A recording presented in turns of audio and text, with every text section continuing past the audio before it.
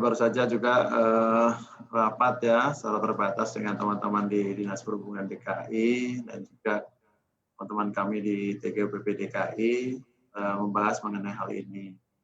Nah, memang salah satu yang kita minta, seperti yang juga kita telah sampaikan beberapa kali ya ke mereka adalah soal simulasi.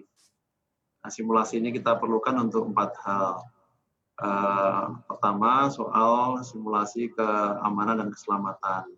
Nah, ini Pemda DKI melalui Dinas Perhubungan sudah menyampaikan beberapa progres dari pertama submission mereka. Saya kira kita sangat confident ya soal keamanan dan keselamatan ini.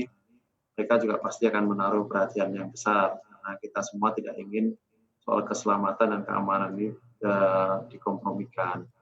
Yang kedua, yang saya kira penting adalah soal dampak terhadap bukan pada ruas itu, ruas yang ditutup. Saya sekali lagi, ini kan ruasnya tidak bercampur ya antara kendaraan pribadi dengan kendaraan roda 4 dengan kendaraan sepeda tidak bercampur. Sehingga satu sisi itu akan ditutup.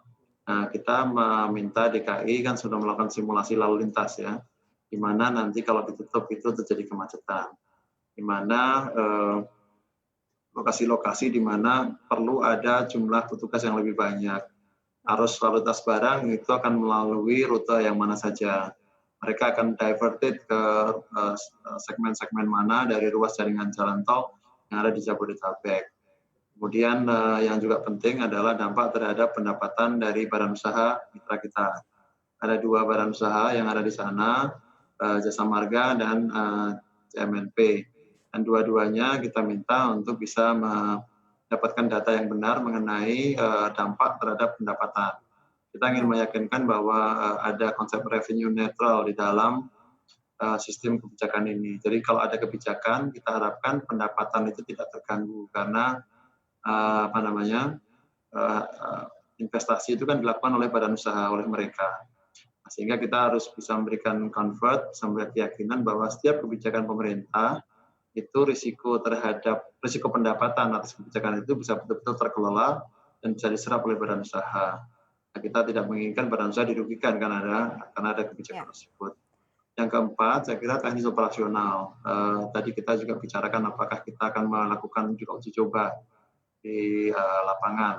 Selain simulasi dengan di meja, desk evaluation, apakah kita perlu melakukan uji coba penutupan dan kemudian kita akan ukur sama-sama. Jadi DKI tadi sudah menyampaikan minggu depan mereka akan menyampaikan hasil simulasinya dan dari situ kita akan melihat bagaimana penanganan yang diperlukan untuk bisa mengakomodasi permintaan dari Bapak Gubernur DKI Jakarta. Nantinya akan seperti apa gambarannya Pak? Artinya adalah akan menggunakan atau penggunaan dibuat jalur baru begitu khusus sepeda ataukah akan seperti apa? Yang akan menjadi gambar ke depan nih jika nanti memang peraturannya fix dan diperbolehkan begitu ya, dan kapan kira-kira nih gambarannya kalau memang benar sepeda bisa masuk ke jalur tol ini Pak Danang? Ini kan sifatnya event ya, jadi tidak merupakan hal yang permanen sepanjang masa konsesi akan digunakan seperti itu. Yang kedua, kita sudah memastikan bahwa tidak ada lalu lintas yang tercampur.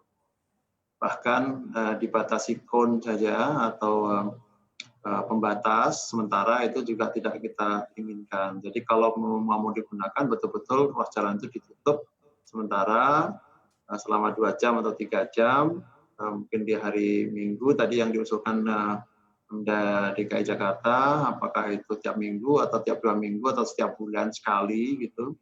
Ini hal-hal yang terus-menerus akan kita bahas sesuai dengan nanti hasil dari simulasi yang akan dipresentasikan kepada kami pada hari Rabu. Target kita kan sebenarnya minggu ini ya simulasi tuntas, tapi tadi dari Pemda DKI menyatakan akan memaparkan kepada kami itu hari Rabu. Nah, kita tunggu.